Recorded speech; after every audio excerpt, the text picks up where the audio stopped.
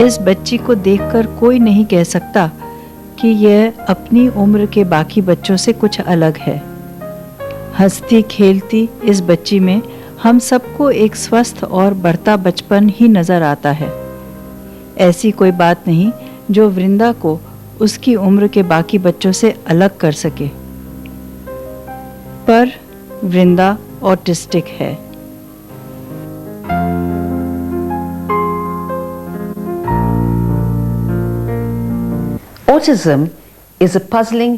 Autism एक दिमागी disorder की स्थिति है जो बच्चों की कम्युनिकेशन और सोशल स्किल्स के साथ साथ वे अपने आसपास हो रही बातों को किस तरह लेते हैं, समझते हैं, उन स्किल्स पर भी असर डालती है। ऑटिज्म पूरे विश्व में पाई जाने वाली तीसरी सबसे आम डिसेबिलिटी है। भारत में 17 लाख ऑटिस्टिक लोग हैं। Disability affecting 1.7 million people in India alone. Autism से प्रभावित लोगों में 80% संख्या पुरुषों की होती है। ऑटिज्म क्या है, ये समझने के लिए आइए मिलते हैं कुछ ऑटिस्टिक बच्चों के परिवारों से। जब वृंदा 1 साल की थी तब मुझे पहली बार ऐसा लगा कि वो बाकी बच्चों से कुछ अलग है। वो या तो घुटनों के बल बैठती और हिलती रहती और या फिर घंटों बिना थके हुए कलाबाजियां मारती और बहुत खुश होती।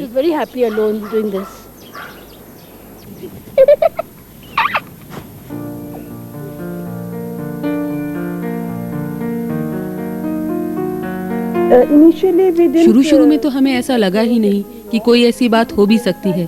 वो आम बच्चों की तरह बातचीत तो करता ही था, साथ ही अपनी नर्सरी राइम्स भी बहुत अच्छी तरह याद करके सुनाता था, पर इन सब बातों से कोई भी अनुमान लगाना मुश्किल था। वो अपनी ही दुनिया में खोया रहता था। तब हमने सोचा शायद वो दूसरे बच्चों से अलग है। नॉर्मल बच्चों में बात अलग ही होती है। चिंकी में चूंकि डलपन था हर काम में। मतलब ये 1 साल का हो गया था तो समय खड़ा भी नहीं हो पाता था और बोलता भी नहीं था।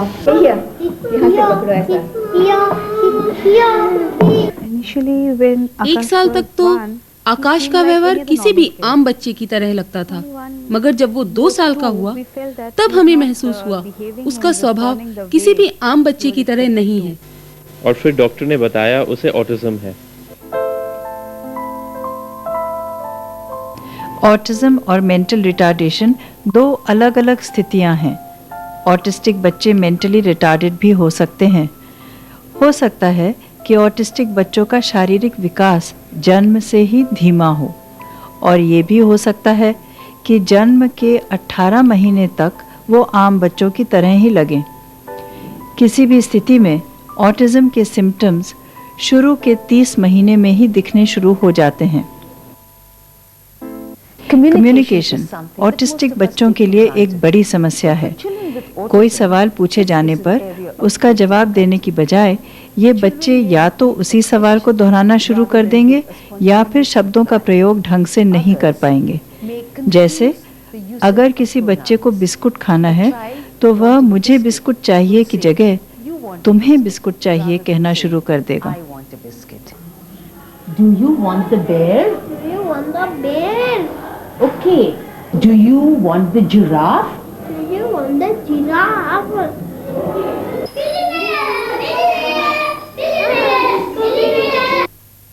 मुझे लगता है वृंदा के पास अपने आप को व्यक्त करने के लिए भाषा तो है, पर वो उसका प्रयोग सही ढंग से नहीं कर पाती। वो शब्दों का प्रयोग कुछ अजीब ढंग से करती है और किसी भी बात को बार बार दोहराती जाती है। ये फोटो है, ये है पाइप फोटो, ये पाइप। कार में जाते वक्त अगर वृंदा को बाहर कोई बच्ची दिख जाए तो वो बिना रुके बेबी इधर आओ कहना शुरू कर देती है। कुछ बच्चे अपनी फीलिंग भी ठीक से एक्सप्रेस नहीं कर पाते। I don't like Uttaraman because in Uttaraman there is Sita, there is girl. Sita is girl. I see. In Uttaraman there is girl. I don't like Uttaraman. I don't like girl. I see. Ramayana there is Ram. Ram is boy. I like Ramayana because in Ramayana there is boy. ये शुरू से ही और autistic बच्चों के मुकाबले काफी बातूनी रहा है। अनजाने लोगों से भी खुद ही बात करना शुरू कर देता है, पर वो बातचीत आम नहीं होती। 50% ऑटिस्टिक लोगों में बोलने की कला का विकास नहीं हो पाता। भाषा के बिना अपनी बात को कम्युनिकेट करना इन्हें सीखना पड़ता है। Is it Thursday or is it Wednesday? कुछ खाना होगा तो मतलब किचन में ले जाएगा या फ्रिज खोल लेगा, या उसको पानी पीना होता है तो गिलास लेके आ जाता है हमारे पास।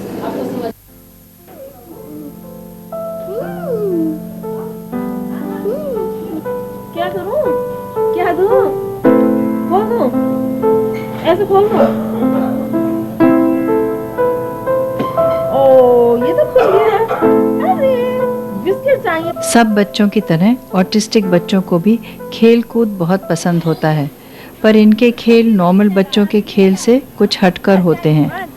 ये बच्चे सामान्य बच्चों के साथ खेलने की बजाय उनके आसपास मगर अलग खेलना पसंद करते हैं। जिन सोशल रूल्स को सीखने की हमें कभी ज़रूरत नहीं पड़ती, उन छोटी छोटी बातों को भी ये कोशिशों के बाद भी नहीं सीख पाते। सुधीर तो दोस्त तो बनाना चाहता है, मगर उसके अंदर शायद दोस्त बनाने की काबिलियत नहीं है, इसीलिए सामने वाला उस पर ध्यान देना छोड़ देता है और उससे परेशान हो जाता है। सुधीर तो 12 साल की उम्र तक आम बच्चों के स्कूल जाता रहा, पर जब उम्र के साथ दोस्त बदले, पाठ्यक्रम बदला, उसे परेशानी होनी शुरू हुई। घर में मेहमान आते हैं तो चिंकी, उनको जब खाना देते हैं मेहमानों को तो चिंकी खाना उठा लेते हैं, तो उनको ये पता ही नहीं है कि हमको खाना खाना है। मेल जोड़ बढ़ाने में वृंदा सामान्य बच्चों से काफी अलग है। उसे कभी किसी बच्चे के प्रति शिकायत तो होती ही नहीं, बल्कि बच्चे उसे अच्छे लगते हैं, मगर पहले ऐसा नहीं था। वृंदा को इस बात की समझ नहीं है कि कोई चीज उसकी है या नहीं। बाजार में मेरे कुछ खरीदने से पहले ही वो सामान उठा लेती है। ऐसे बच्चे हर चीज़ को छू कर महसूस करना चाहते हैं। इन्हें सिर्फ उन लोगों का साथ अच्छा लगता है जो इनसे परिचित हों।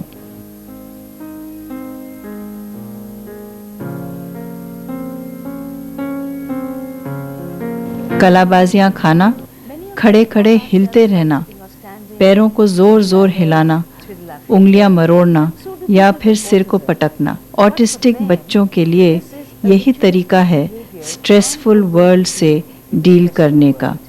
ऑटिस्टिक लोग एक फिक्स्ड रूटीन पसंद करते हैं। वो एक चीज़ को बार बार करते रहते हैं। कई पेरेंट्स ने गौर किया होगा कि उनका बच्चा एक ही खिलौने से खेलता रहता है। पहले वृंदा को दीवार कुरेदना अच्छा लगता था, वे पूरा दिन दीवार कुरेदती रहती थी। अब 7-8 महीने से उसे जूतों से खेलने में मजा आता है। वैसे भी हमारे घर में शू रैक नहीं है। जब वृंदा सोती है तो घर के सारे जूते चप्पल उसके आसपास पड़े रहते हैं। ऑफिस से आने पर जब मैं वृंदा से पूछता हूँ, वृंदा मेरी चप्पलें कहाँ हैं, तो वो उन्हें खुद जाकर उठा लाती है। आकाश के हाथों में हमेशा कुछ ऐसा होता है जिससे वो खेलता तो है ही और आवाजें भी निकालता है। वो हर चीज को दांतों से बजाता रहता था। शुरू में तो हमें लगा उसके दांतों में ही कुछ परेशानी है, पर अब हमें पता है कि वो ऐसा किसी और कारण से करता है। ऑटिस्टिक बच्चों का दुनिया देखने का नज़रिया नॉर्मल बच्चों से अलग होता है। उनकी सेंसेस हमेशा उन्हें सही इन्फॉर्मेशन नहीं दे पाती। आसपास से आने वाली आवाज़ें या तो उन्हें बहुत ज़ोर से या फिर धीरे सुनाई देती हैं। सुधीर तो हमेशा से ही आवाज के प्रति संवेदनशील रहा है। जैसे बाल्टी में ऊंचाई से पानी गिरने पर जो आवाज होती है वो उसे बहुत परेशान कर देती है। ये बच्चे हर चीज़ छू कर देखना चाहते हैं। कुछ विशेष तरह के टेक्सचर इन्हें बहुत लुभाते हैं। कई ऑटिस्टिक बच्चों के लिए डायरेक्टली दूसरों से आंखें मिलाना बहुत पेनफुल होता है। आमतौर पर ये बच्चे आंखें मिलाने से कतराते हैं, मगर आंखें चुराना, अपने को दूसरे से छिपाए रखना आदि सेल्फ डिफेंसिव तरीकों का प्रयोग ये हर बार नहीं करते। ऑटिज्म एक अजन्म रहने वाली स्थिति है। हर ऑटिस्टिक बच्चे में सुधार की संभावना होती है। अगर माता पिता को ऑटिज्म की सही जानकारी मिले तो हर ऑटिस्टिक बच्चा बेहतर जिंदगी जी सकता है।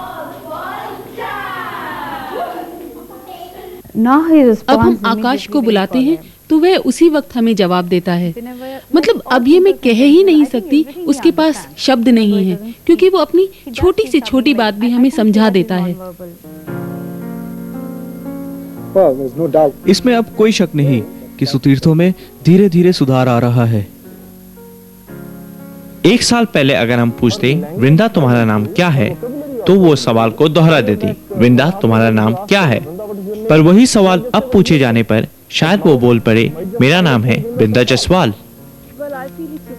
मुझे लगता है अगर समाज ऐसे बच्चों को अपना ले तो हम अपने बच्चों को बेझिझक कहीं भी अपने साथ ले जा सकते हैं। हमारी सबसे बड़ी समस्या है कि वृंदा देखने में आम बच्चों की तरह नजर आती है, इसलिए कभी कभी उसके व्यवहार को देखकर लोगों को लगता है कि वो एक बिगड़ी हुई बच्ची है। अधिकतर माता पिता अपने बच्चों को तो प्यार करते हैं, पर उनकी इस ऑटिस्टिक स्थिति को नहीं अपना पाते। वहीं से सारी परेशानियां शुरू होती हैं। मगर मैंने वृंदा को उसके ऑटिज्म के साथ स्वीकार किया है। मैं जानती हूँ जब तक वृंदा हमारे साथ रहेगी, उसका ऑटिज्म भी हमारे साथ रहेगा। दोनों को एक दूसरे से अलग नहीं किया जा सकता। जितनी जल्दी माता पिता इसे समझेंगे और बच्चों को उनकी कमजोरियों के साथ अपनाएंगे, वे अच्छे बदलाव भी महसूस करेंगे।